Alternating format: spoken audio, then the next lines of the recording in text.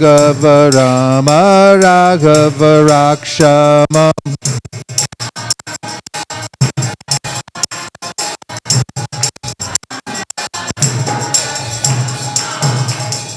Krishna Keshava Krishna Keshava Krishna Keshava Pahimam.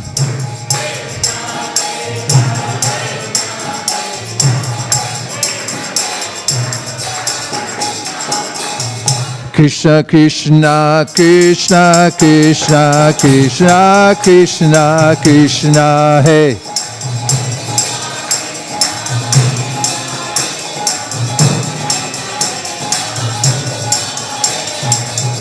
Krishna Krishna Krishna Krishna Krishna Krishna Krishna Hey.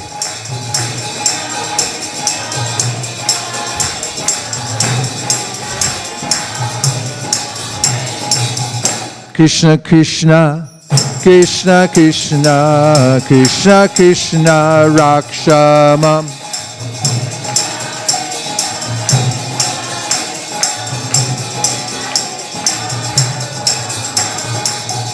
Krishna Krishna Krishna Krishna Krishna Krishna Pahimam.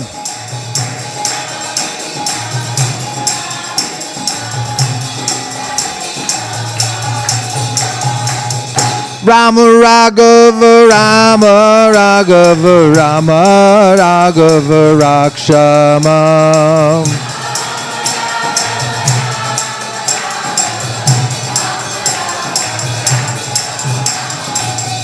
Krishna Keshava Krishna Keshava Krishna Keshava Pahimam.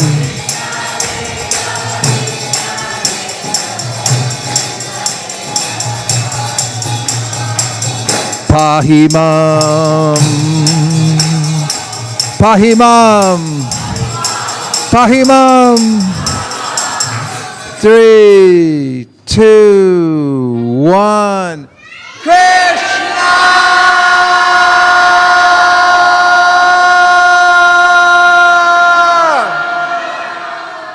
3, 2, 1. Krishna!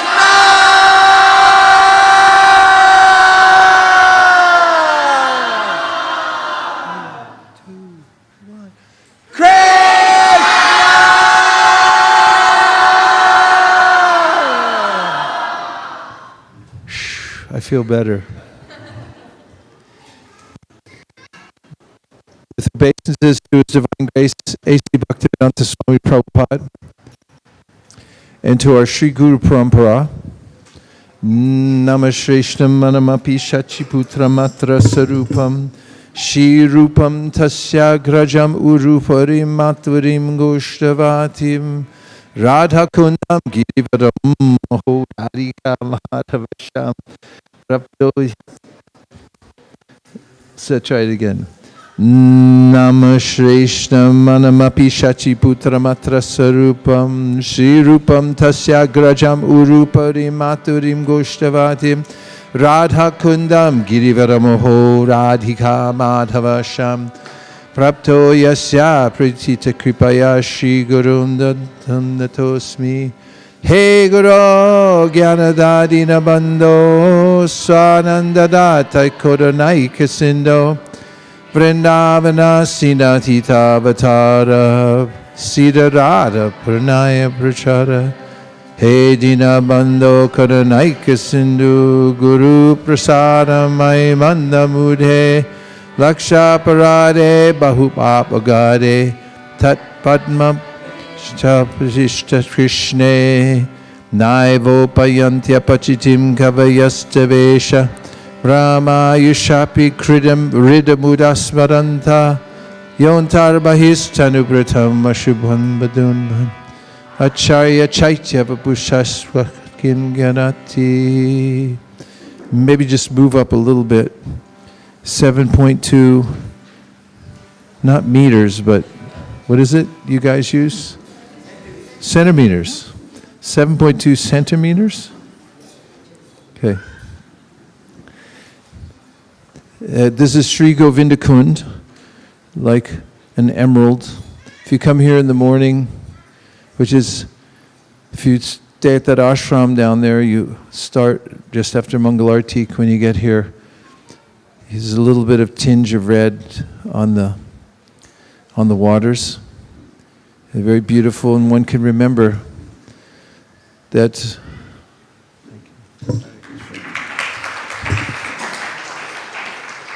sweet pastimes here, that during the inundation, Indra had become offended because Krishna talked the cowherd man out of having an Indra yagya. It follows the story of the wives of the Brahmins serving Krishna after their husbands, who were so big and powerful and knew so many mantras, couldn't even recognize Krishna and Balaram, but the wives were pure devotees. So the wives are superior. Bhakti is always superior. People may know about Shastra, and they may have various ways of doing Vedic rites, but if they don't know the ultimate goal of it all, then it's useless. Shrama evahi kevalam, absolute useless waste of time. So the Bhagavatam points that out. It said from the very beginning, we're going to go to the essence. After that pastime, just in the area here, the cowherd men, as was tradition, were getting ready to perform a yajna to appease Indra, to propitiate him.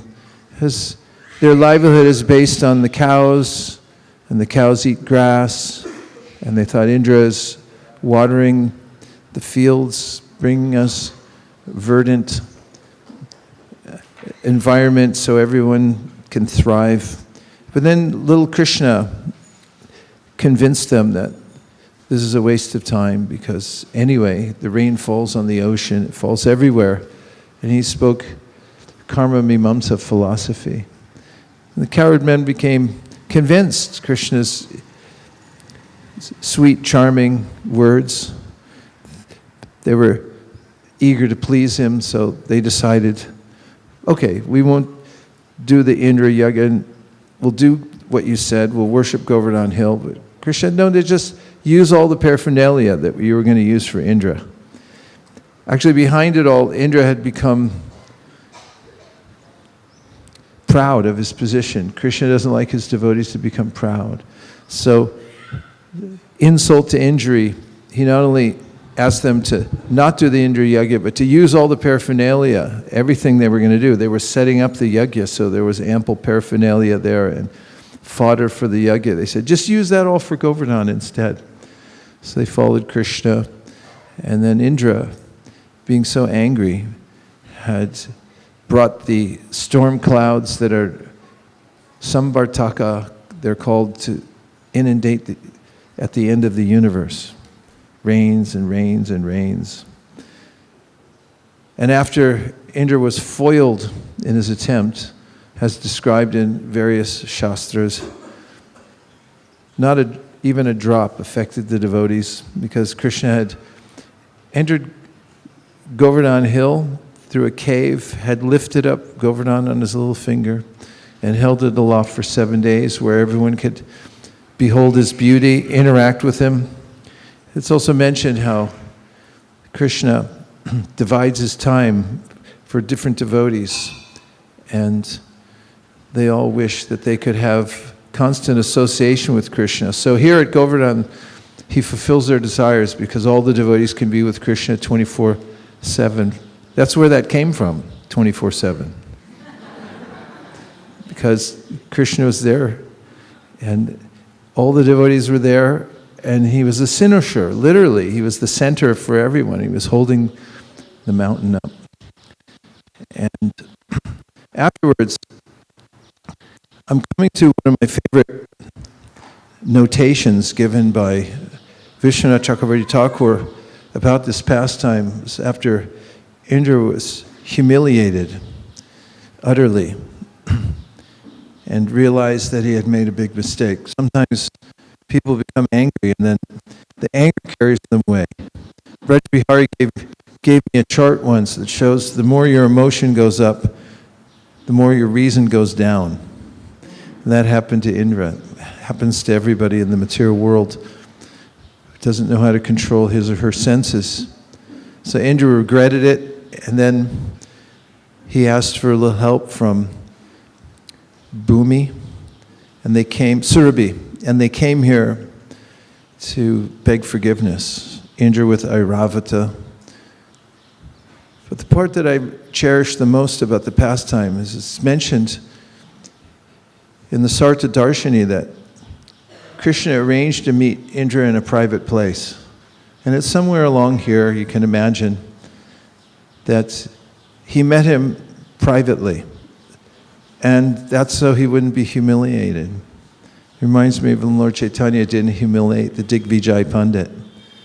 The disciples, when Lord Chaitanya, when Nimai defeated the Pandit soundly, and the disciples wanted to laugh. They started to laugh. He stopped them and said, no, he's a great learned person. You shouldn't laugh at him. And he also, when the kings were captured by Jarsandha, and he had kept them in horrible conditions for a long period of time, and then Krishna had brought Bhima and Arjuna. Bhima had killed Jarsandha. The kings were released. Krishna arranged that they would be restored to their normal health and dress. Before they went out, he didn't want them to be humiliated. They were kings. He didn't want them to go out in shabby dress and looking emaciated. He's such a well-wisher of his devotees.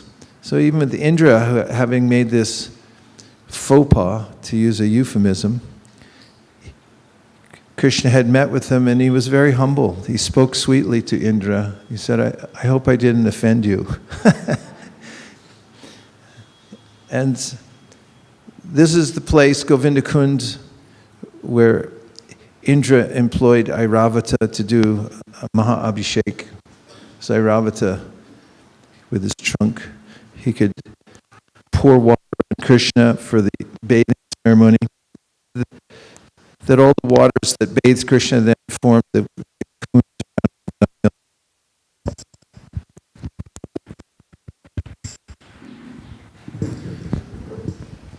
And the Devas came and performed puja for Krishna. Of course, his friends don't know of Krishna as being worshipable by the Devas, and they don't even know who the Devas are. And after they had left, there was various paraphernalia there, and they were playing around with the paraphernalia, laughing, thinking, who are these strange people here worshiping our friend Krishna? So that takes place here at Govinda Kund. On the other side, where we usually meet, and I'm glad to know there's this alternative place, gain's too high, is a sitting place for Srila Madhavendra Puri. And Srila Madhavendra Puri had come here. He's a very important figure in our sampradaya. He comes, we're called Brahma Madhva Gaudiya Sampradaya. So what's our connection to the Madhva Sampradaya is, it comes from Lakshmipati, and then Madhavendra Puri, then Srila Ishvara Puri, and then we have Lord Chaitanya. And Madhavendra Puri was here chanting. He didn't ask anybody for food. He would simply chant. Krishna says in the Gita, Ananyas chintayanto mam yejana paripasate tesham nityabdi yuktanam yogakshemam bahamyaham. That if somebody's fully engaged, their consciousness is fully engaged in me, it's in service, then vahami means I personally take care of that person. Of course, it requires extending ourselves, taking risks, that Krishna, will you really take care of me? To see that. As Radhika Raman Prabhu pointed out once in a class at New Vrindavan when he was talking about prayer, he said, these prayers are very revealing. He also pointed out about how when Hiranyakashipu was trying to kill Prahlad Maharaj, and when he threw him off a cliff, Krishna caught him near the bottom. And so oftentimes we may think, will Krishna really carry what I lack or preserve what I have? And we read last night from Narada's prayers, Tasyaiva heto prayate kovido na labhyate yad brahmatam upariyada tal labhyate dukkha varanya sarvatra gabhira rambira. I'm sorry. Tasyaiva heto prayate kovido na labhyate yad brahmatam upariyada tal labhyate dukkha varanyata sukham sarvatra gabhira. No, I'm sorry. Kalina sarvatra gabhira rambasa.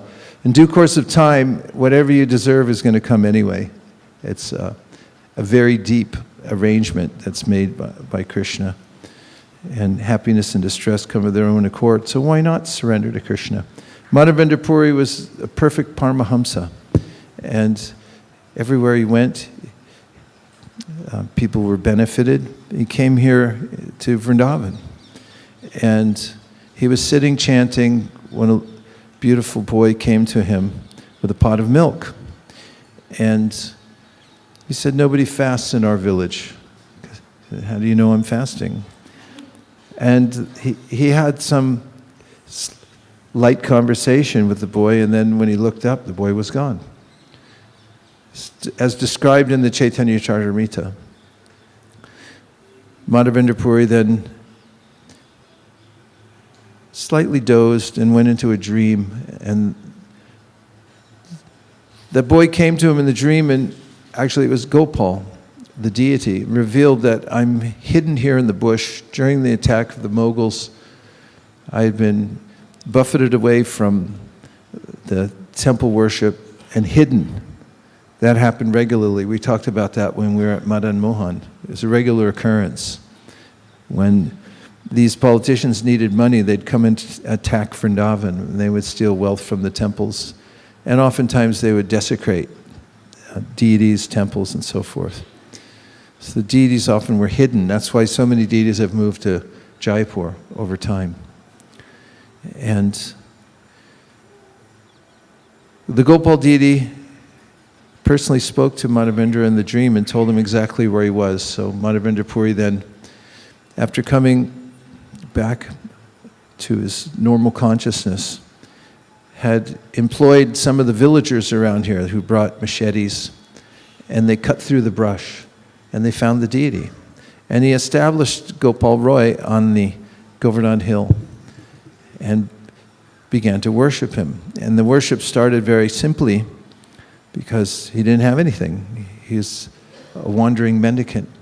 But one by one, people from the village who heard about the revelation of the deity came here, and they would bring things. People brought paraphernalia to worship the deity. They brought boga, they brought cows. And then 2 Brahmins from Bengal came here. And Madhavendra Puri liked them very much, so he engaged them as pujaris. And soon a temple grew up around the deity. This is Krishna's will, how he comes to his pure devotees so they can worship him. It's reminiscent of how Prabhupada went all over the world. We were talking about the revelation of Radha Kund this morning, how Lord Chaitanya revealed it. Radha Kund's always there, it's eternal, but so are Lord Chaitanya's teachings, but they become covered. So are Krishna's teachings, but yoga nashta parantapa, he said sometimes they're lost.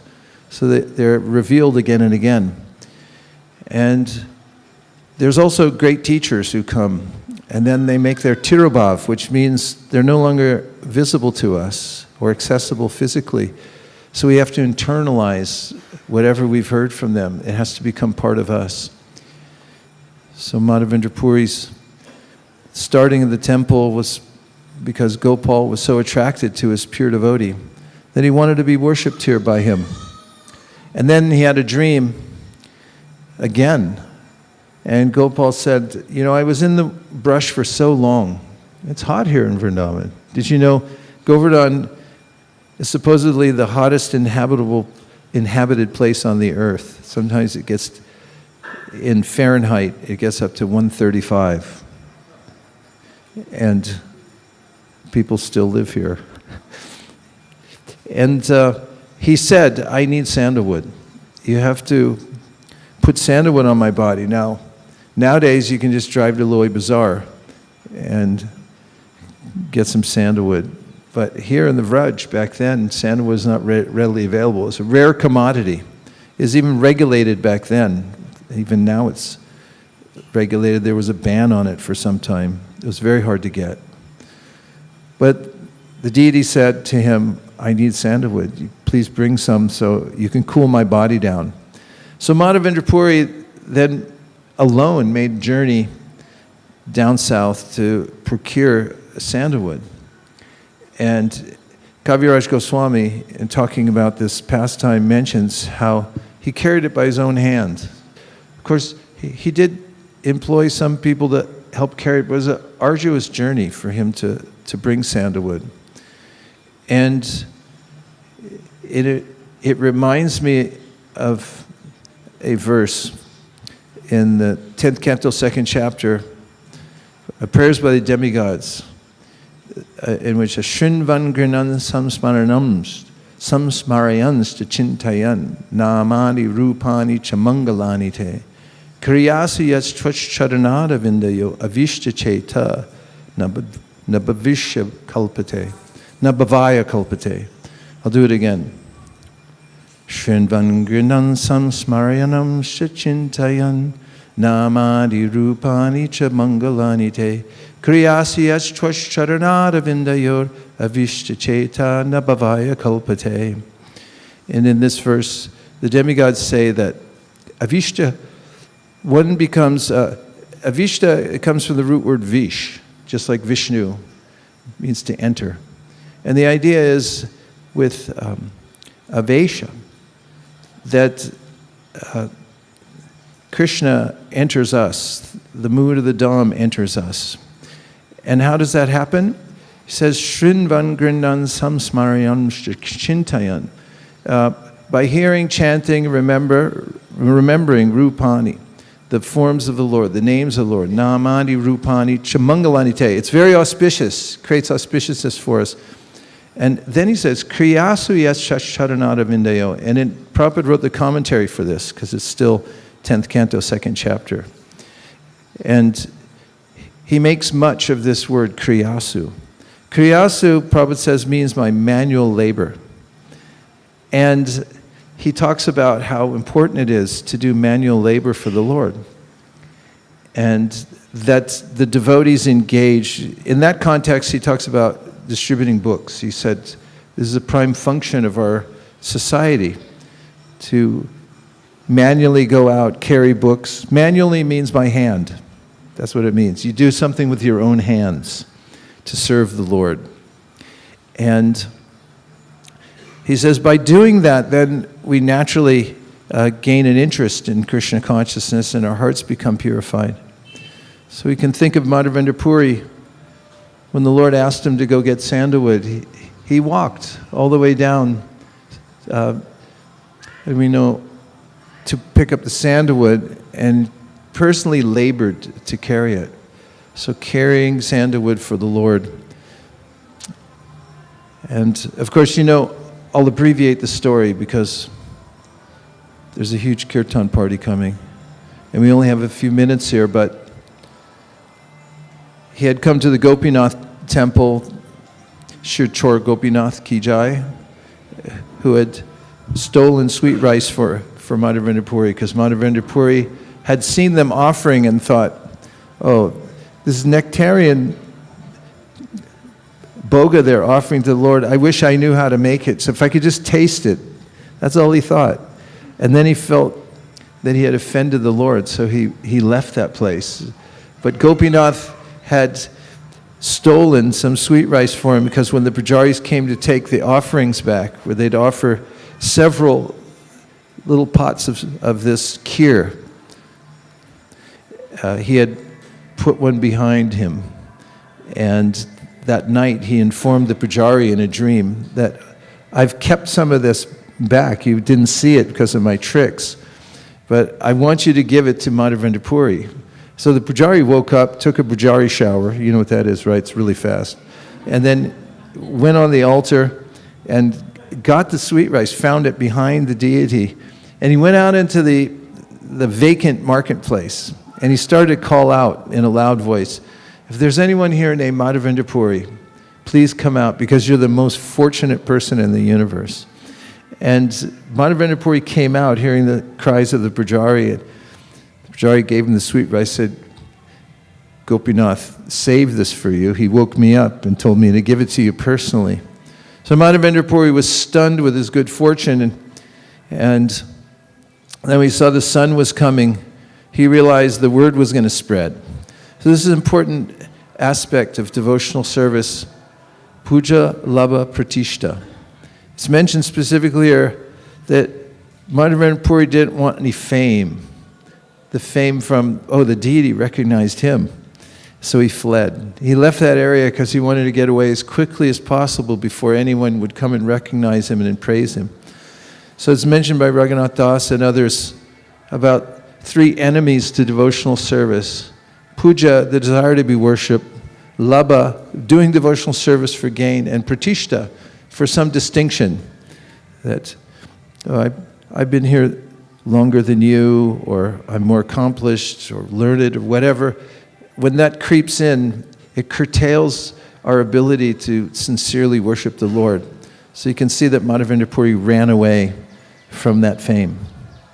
And we notice also that devotees become expert at deflecting. Just like in tennis, there's the return. There's the serve, and then you have to be expert at returning. So if you give a praise or honor to a devotee, the devotee immediately deflects it. Say, that's the mercy of my spiritual master. I was in the room in 1973 in San Francisco when one of the devotees said to Prabhupada, Prabhupada, it's all your mercy. It was in response to Prabhupada's appreciating the work of the service of the devotees, and Prabhupada said, it's all your mercy. The devotee said to Prabhupada, it's all your mercy. And Prabhupada slammed the table with his hand, and it scared us. He slammed his hand on the table and said, it is not. And we all froze. And then he said, it is the mercy of my Guru Maharaj. And this is the return. Whenever some praise comes, the devotees deflect it. It's not me. I'm an instrument. I'm only here as a servant of the servant of the servant, 1,000,000 times removed.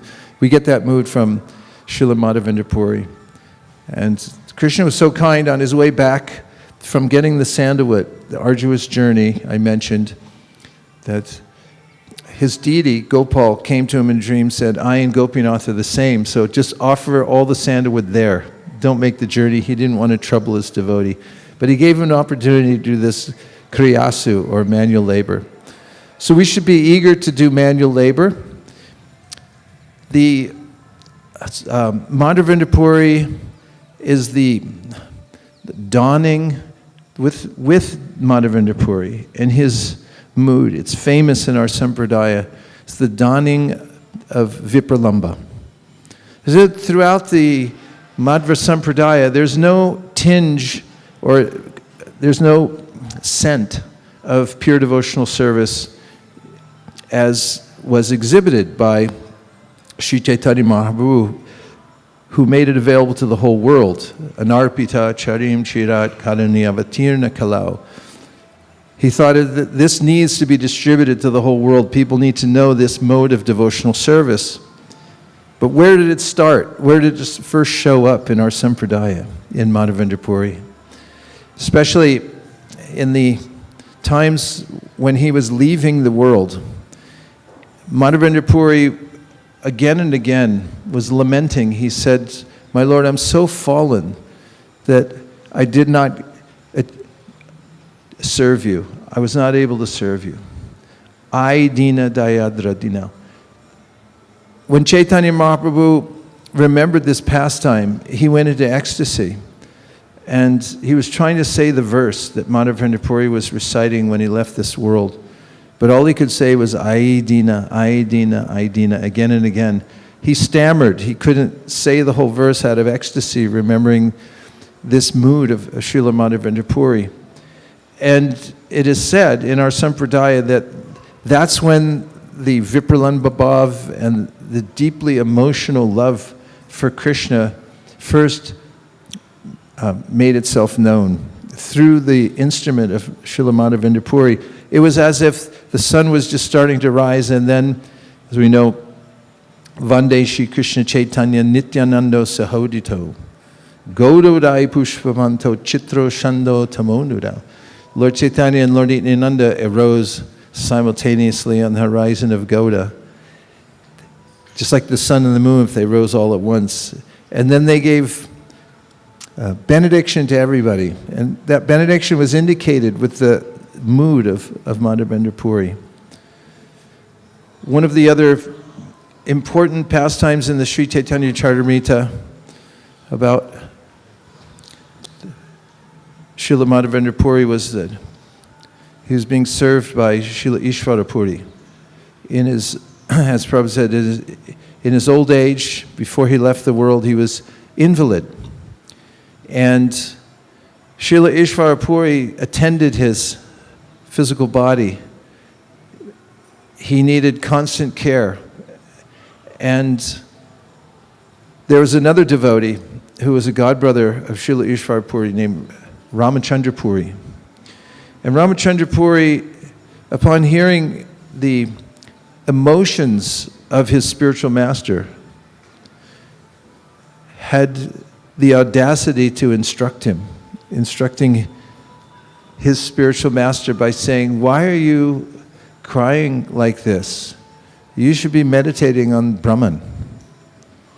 And when Madhavendra Puri heard that, he banished Ramachandra Puri. He said, "I don't want you in my sight.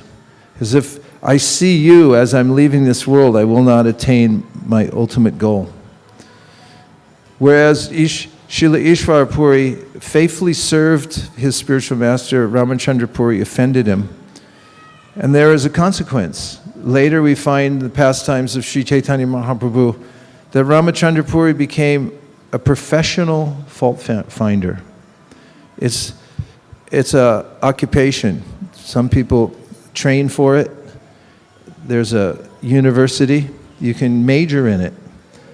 And some people take that major, and then that becomes their life's pursuit, is to criticize others. So Ramachandra Puri even criticized Sri Chaitanya Mahaprabhu. So he came to visit him, and he would even bring prasad, and then after the devotees would eat, he'd say, "Oh, I heard you eat too much, and now I see it's true." And the first time he met Chaitanya Mahaprabhu, he looked in his room and he saw an ant walking, and he said, "This is a sign that somebody in here has been eating sweets. I don't know what kind of sannyasi you think you are, but you're secretly eating sweets in this room." Again and again he offended Mahaprabhu. And so Kaviraj Goswami explains, and as do our acharyas, that because of offending his spiritual master, he became a pariah, and he was outcast from his spiritual master, and then he had developed a critical mentality against even Sri Chaitanya Mahaprabhu. So the lesson there is to remember that the way we're approaching Krishna is through the devotees. And we please Krishna by serving his devotees.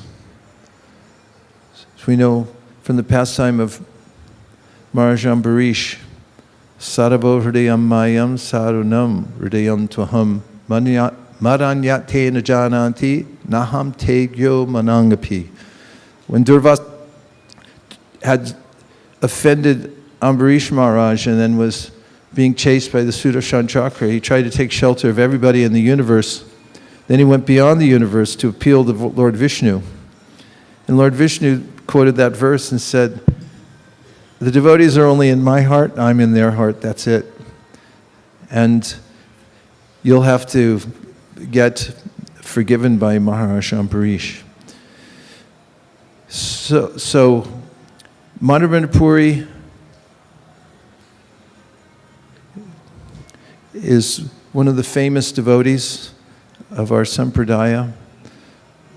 We can remember that pastime here at Shri Govinda Kund. We can remember Krishna's sweet pastime of lifting Govardhan Hill, of the way he forgave Indra, who again offended him later again, just one again.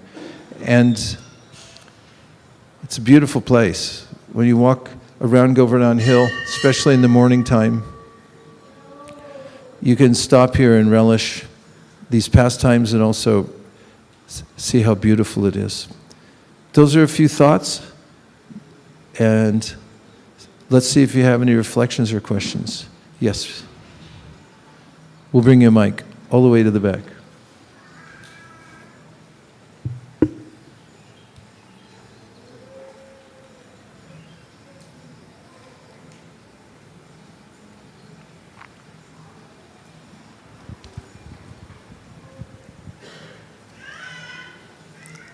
Hare Krishna Guru Maharaj.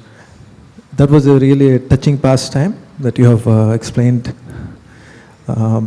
Question that I have was regarding the etiquette. When someone offends a spiritual master in front of a disciple, what is a disciple supposed to do? Here in this case, you explain the pastime of Madhavendra Puri, disciples Ishwar Puri and Ramachandra Puri. And Ramachandra Puri was offensive.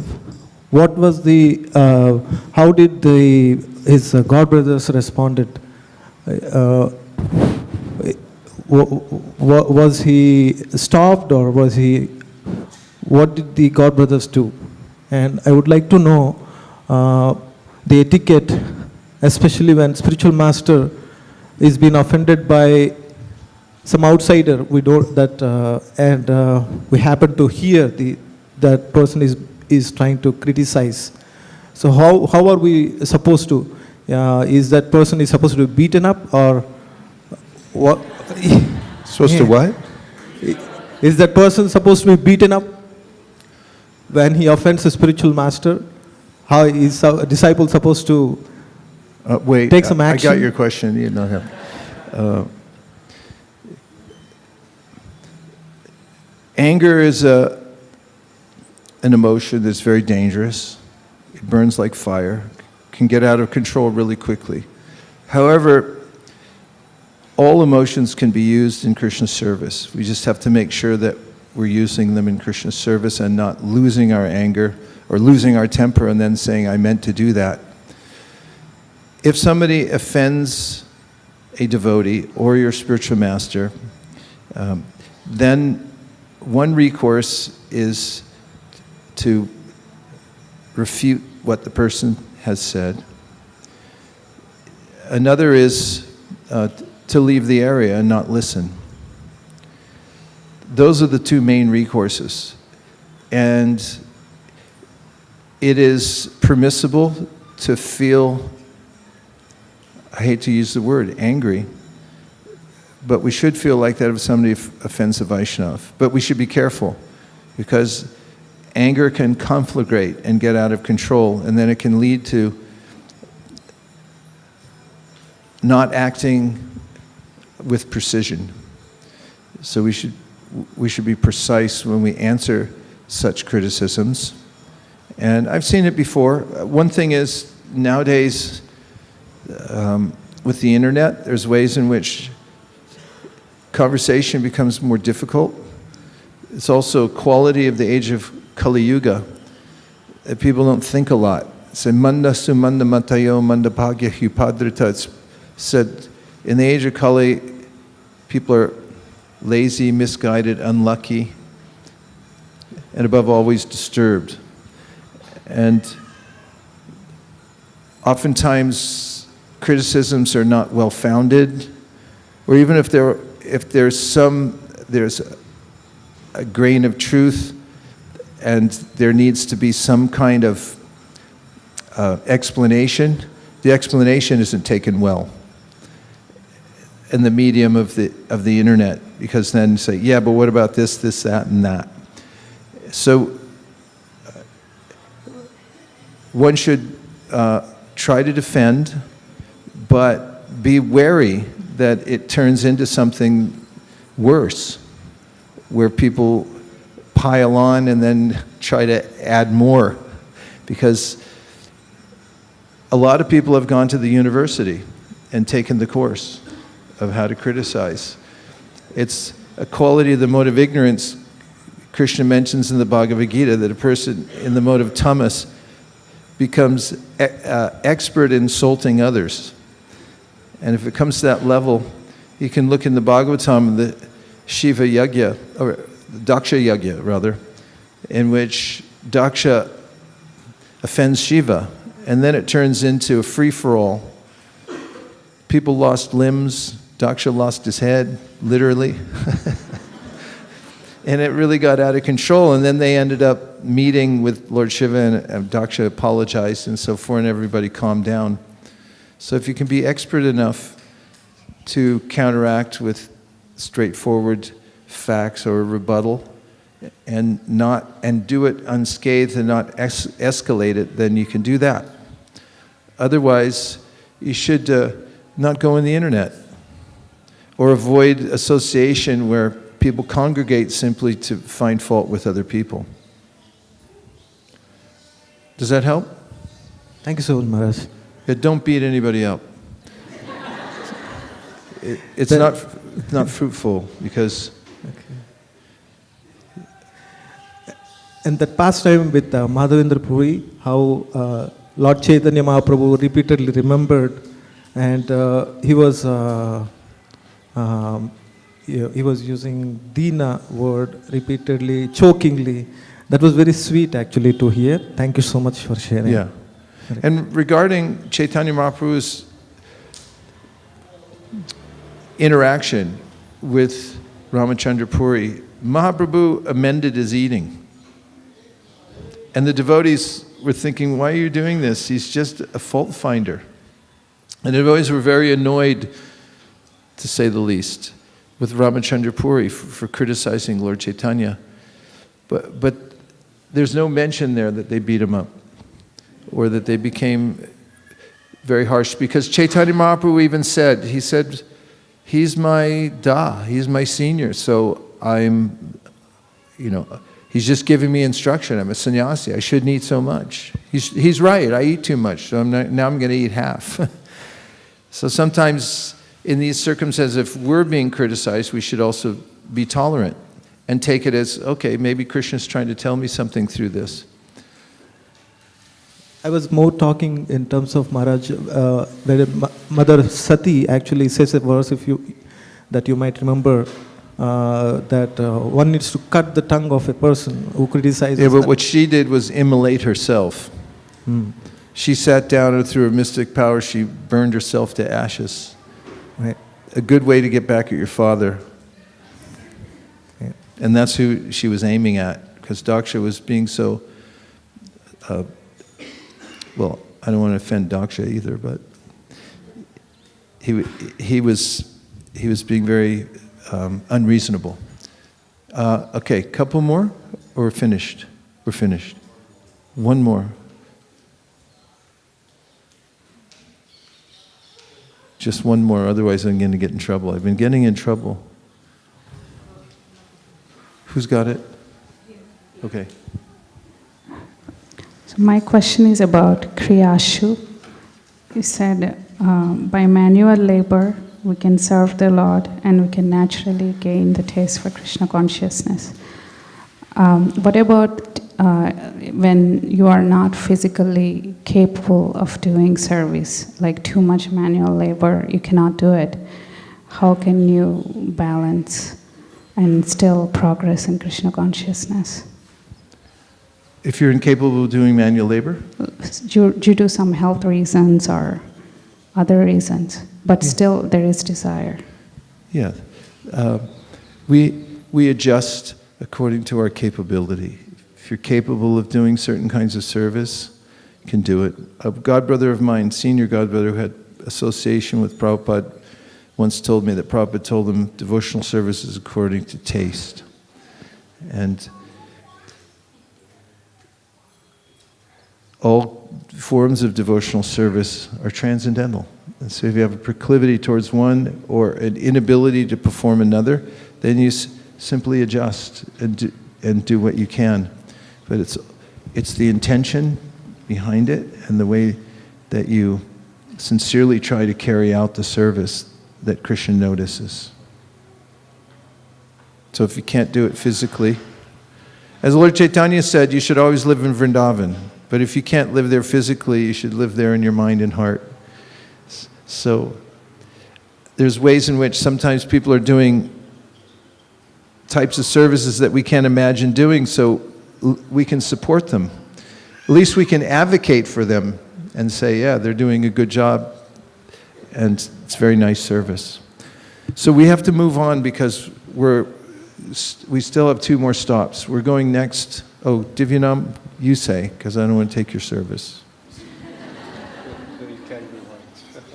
We're going up to see Prahlad Nrsimha. Is at the tail of Govardhan Hill. Govardhan is shaped like a peacock, and at the very tip of Govardhan, very tip, is a beautiful little temple up on a hill. And we'll go up the stairs there, and we can take darshan of Prahlad Nrsimha. They're very liberal there. They always open the curtains and invite us in. Really nice pujaris. And you can also appreciate the view of Govardhan Hill from there. Not that many people are on parikram today, because it's just not a notable holiday. But still you can see some of the length of Govardhan Hill and some of the foliage around Govardhan, and it's a nice view from up there. And right after that, we're going to go to Uddhava Kund. And there we're going to talk about Uddhava, and we'll have probably, it may be hard to fit everybody in the small space that we have there, so it'll be short. But those are the 2 next stops that we're going to make. So we'll go quickly to Lord Nrsimhadeva's place. We'll have a little kirtan there, and then on to Uddhava Kund. Thank you, Guru Maharaj. So as Maharaj said, we are now almost coming towards halfway through the parikrama. So as Maharaj was explaining, in the Braj, that place is also called Puchri Ka Lota. What is it called? So the word Puchri means the tail, the Puch. Ka Lota means to return. So at that point, we make a return journey to come back to or complete our journey for parikrama for Govardhan. So this particular temple where Maharaj is taking us, it's actually said to be 1,000 years old. And the deities, we were doing some research with Karthik Chand Prabhu, was been found to be personally installed by Ramanuja Acharya 1,000 years ago. So it's a very special temple, and you don't want to miss it. As Maharaj was explaining, the inside courtyard of the temple is a bit tight. So I request devotees, once you go up, you have darshan. Maybe you all can then come out onto the terrace. There you can chant your rounds Gayatri or take part in the kirtan, and others can go in and take darshan. Few of you were inquiring what was so special about ISKCON Govardhan Ashram. I just briefly want to take a minute to share that with you all. Apart from it being a very historical place, which His Holiness Tamal Krishna Maharaj helped acquire many years ago with many other Prabhupada disciples, for us the great relevance is Guru Maharaj and His Holiness, I forgot the name of our, Keshav Bhati Maharaj, for many years been coming there and reading Srimad Bhagavatam 5 hours a day. So that is the place where we just been there, had prasadam, and a beautiful temple has been built upstairs. So for many, many years, Maharaj, how many years now you've been coming there for reading Bhagavatam? This year will be 25. Haribol, so it will be... Thank you.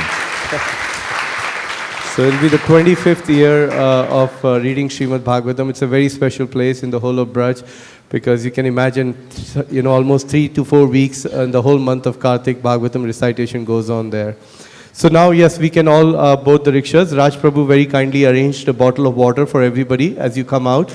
So please pick a bottle of water. I'm sure after eating those kachoris, everybody's feeling a bit thirsty. So please pick up a bottle of water and then board your rickshaws, and we'll see you at Puchri Ka Lota. Hare Krishna. Vancha kalpatarubhasya. Kripasindabe vichapatitanam bhavanibhyo vaishnavebhyo namo namaha.